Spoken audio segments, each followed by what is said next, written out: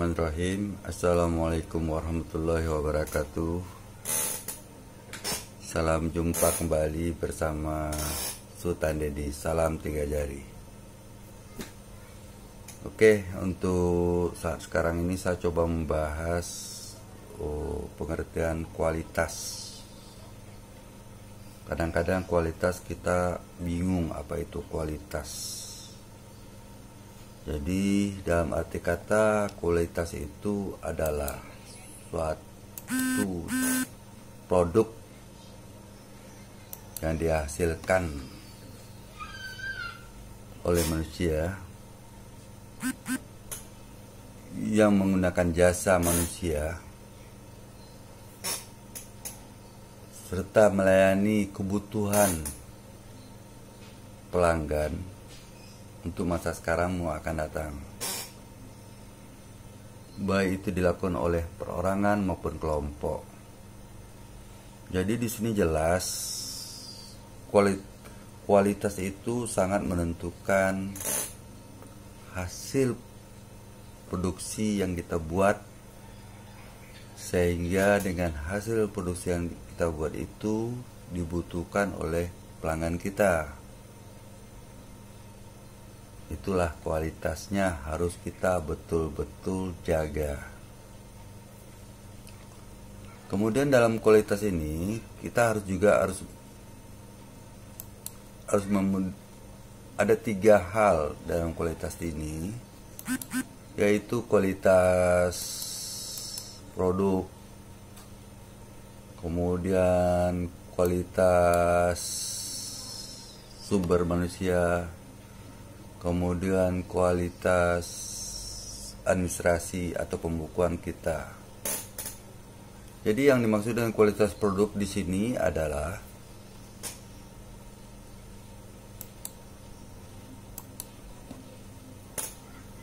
bentuk maupun fungsi sesuatu yang dihasilkan yang dapat bermanfaat serta digunakan dengan tidak lepas dari komposisi standarisasi seperti takaran, kemasan, ketahanan produk, masa limit pemakaian, komposisi produk itu sendiri, sehingga dapat memuaskan kebutuhan pelanggan untuk sekarang maupun akan datang.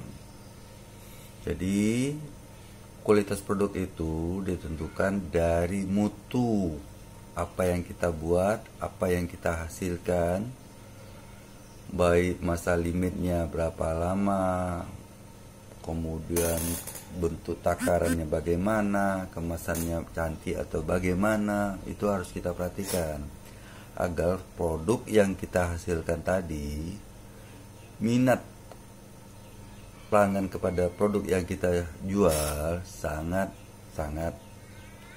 mereka tertarik dengan memperhatikan kualitas tadi. Kemudian hal ini harus kita jaga produk tadi, yang supaya kebutuhan konsumen atau pelanggan itu dapat berkesinambungan dan pendapatan untuk bagi kita semua, terutama perusahaan maupun baik kelompok maupun perorangan. Itu yang disebut kualitas produk, ya kan? Sehingga kualitas produk ini betul-betul kita jaga masanya kapan, habis limitnya kapan. Umpamanya gini, kita membuat produksi roti, umpamanya kita buat tanggal 1 Maret 2021 umpama, limitnya ada, kadaluarsanya ada gitulah, apakah 3 bulan, apa 4 bulan atau 5 bulan, ya kan? Itu kualitas produk 1 Maret 2021 sampai umpamanya 1 Mei 2021 umpamanya. Itu kualitas produk kita ada limitnya gitu loh.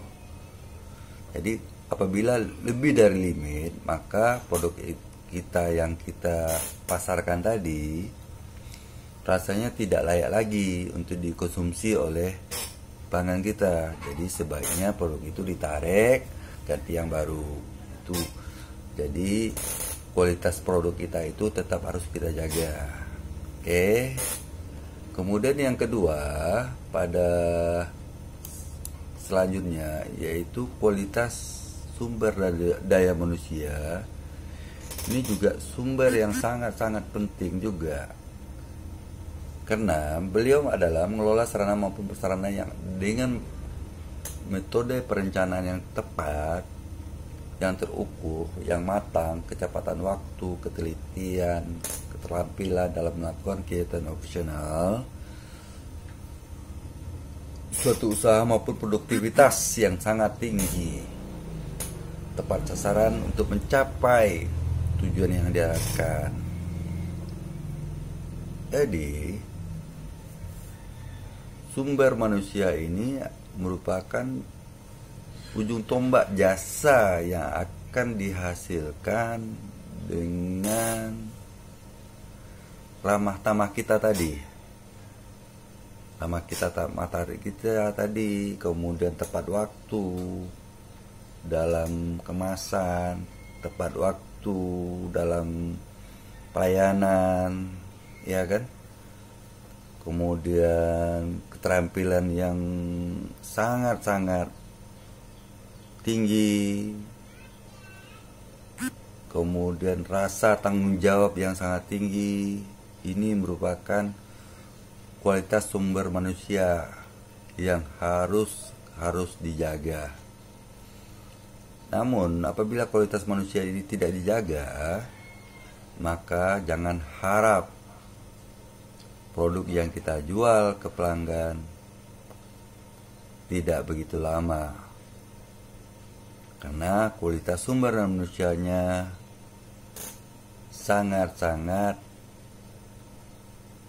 mengecewakan, seperti mungkin produknya cacat karena kelalaian sumber manusianya, kemudian kecepatan waktu yang agak lambat karena kelalaian sumber manusianya juga, kemudian dalam ketelitiannya kurang juga karena tata letaknya yang compang-camping, itu juga mempengaruhi, ya kan, suatu produk. Jadi disinilah dituntut sumber manusia yang berkualitas agar produk kita ini laku terjual ke pelanggan kita, baik untuk sekarang maupun akan datang. Kemudian tidak lepas dari itu juga kita yaitu masalah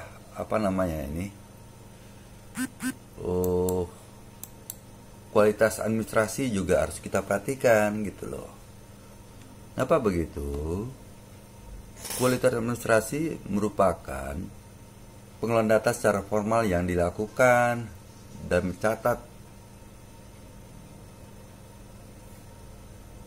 dalam usaha untuk perencanaan, koordinasi laporan, anggaran dalam menyusun program kerja ke depannya. Sebab dengan begitu, baik informasi maupun data yang dibutuhkan bisa ditemukan secepat mungkin dan lebih mudah apabila menyusunnya secara sistematis. Ini harus kita perhatikan juga gitu loh. Contoh, umpamanya kita telah memproduksi barang tadi yang kualitas produksi kita sudah kita produksi umpamanya ada 1000 unit. Kita tidak tahu, kalau kita tidak tahu kita nggak tahu. Untuk sekarang kita tahu gitu loh. Untuk mungkin 2 hari atau 3 hari, 4 hari mungkin kita lupa. Mungkin yang 1000 itu bisa disebut 500, 600. Jadi itu harus kita catat gitu loh, ya kan? Sehingga gunanya catatan itu adalah untuk kontrol kita juga, pengontrolan kita, catatan kita, kemudian untuk perencanaan ke depan. Umpamanya rencana kita untuk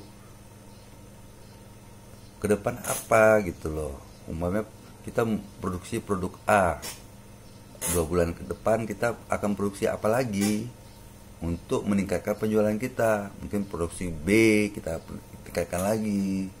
Itu perencanaan. Jadi harus ada catatan administrasi kita. Ini adalah perencanaan, ya kan? Hal ini harus kita lakukan. Kalau tidak seperti itu sulit gitu loh, ya kan? Jadi kemudian juga laporan keuangan harus kita catat setiap saat, uang masuk, uang keluar dan sebagainya dengan rapi, sehingga cash flow kita jelas. Jadi waktu awal bulan kita bisa hitung berapa grafik kita, berapa penjualan kita, berapa pendapatan kita. Di sini jelas semua gitu loh. Ya, itu untuk anggarannya. Kemudian dari samping program kerja juga harus dilakukan juga. Itulah gunanya catatan administrasi. Program kerja ke depannya apa gitu. 4 bulan ke depan, 5 bulan ke depan, 6 bulan ke depan. Kita harus punya program kerja atau perencanaan kerja di dalam administrasi tadi. Kalau perlu dicatat di kertas kecil, umpamanya hari ini kita sudah jelas untuk pekerjaan A, hari besok kita mengerjakan pekerjaan B, hari lusa kita mengerjakan C. Jadi kita terjadwal dengan sistematis. Apabila ini terjadwal, maka tidak sia-sia produk yang kita jual yang berkualitas dengan jasa manusianya, sumber daya manusia yang cerdas, tangkas, berkualitas juga, tidak menutup kemungkinan penjualan kita akan meningkat. Itu yang harus kita perhatikan. Dengan kualitas sumber manusia yang bagus, kemudian sistem administrasi yang bagus, itu akan mempermudah kita menjalankan usaha kita ke depannya. Ya kan? Itulah yang dapat saya sampaikan di siang hari ini. Mudah-mudahan informasi ini sangat bermanfaat untuk teman-teman semua. Apabila Anda bermanfaat, silakan Anda laksanakan, silakan Anda coba, dan jangan lupa untuk subscribe, like, and share, serta komen di bawah ini secara gratis. Semoga informasi yang bermanfaat ini dapat saya atau bermanfaat untuk kita semuanya. Dan hanya ini yang dapat saya sampaikan. Sampai jumpa bersama channel Lady. Akhir kata saya ucapkan salam 3 jari. Assalamualaikum warahmatullahi wabarakatuh. See you again. Bye bye. Hey.